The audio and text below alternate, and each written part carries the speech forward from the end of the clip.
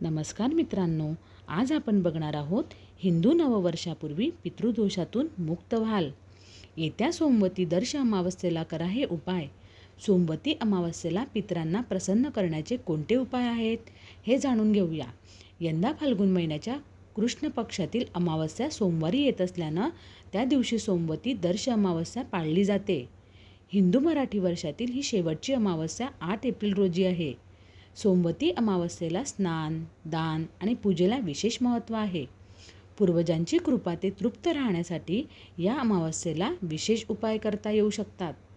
पितृदोष असल्यास जीवनात अनेक समस्या येतात. कुटुंबाची प्रगती खुंटते असे मानले जाते. सोमवती अमावस्या 2024 मुहूर्त. सोमवती अमावस्या तिथीचा प्रारंभ 8 एप्रिल सोमवार 3:11 वाजता.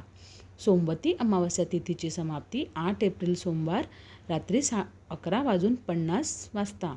सोमवती अमावस्येला स्नानाची वेळ पहाटे 4:32 पासून ते ब्रह्ममुहूर्तापर्यंत. सोमवती अमावस्येला पितृदोषासाठी उपाय. सोमवती अमावस्येला सकाळी स्नान करावे. त्यानंतर पितरांचे स्मरण करून त्यांना जल अर्पण करावे. अर्पण करताना काळे तीळ, पांढरी फुले आणि कुश वापरा.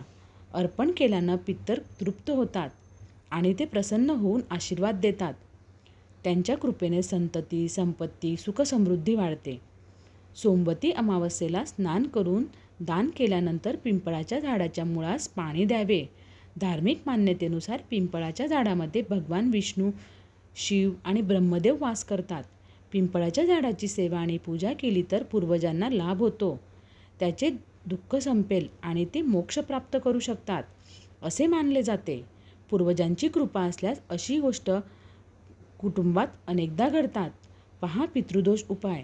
सोमवती अमावस्येच्या दिवशी स्नान, दान करून अशोकाचे झाड लावा आणि रोज त्यांची सेवा करा. अशोक वृक्ष भगवान श्री हरिविष्णूला प्रिय असल्याने सांगितले जाते. त्यांच्या कृपेनेच माणसाला मोक्ष प्राप्त होतो. पितरांना प्रसन्न करण्यासाठी सोमवती अमावस्येला अशोकाचे झाड लावावे. पितृपक्षातही हा उपाय करावा. सोमवती अमावस्येला आपण भगवान शिव आणि माता पार्वतीची पूजा करतो, परंतु या दिवशी आपल्या पूर्वजांना मोक्ष प्रदान करण्यासाठी विष्णूचीही पूजा करावी आणि ओम नमो भगवते वासुदेवाय नमः या मंत्राचा जप करावा. पूजेतून मिळालेले पुण्य आपल्या पूर्वजांना अर्पण करावे. ही गोष्ट त्यांना आनंदित करेल आणि तुम्हाला आशीर्वाद मिळेल. सोमवती अमावस्येला शंकराला बेलपत्र अर्पण करा आणि शिवलिंगाचा जलाभिषेक करा. या उपायानेही पितृदोष दूर होऊ शकतो.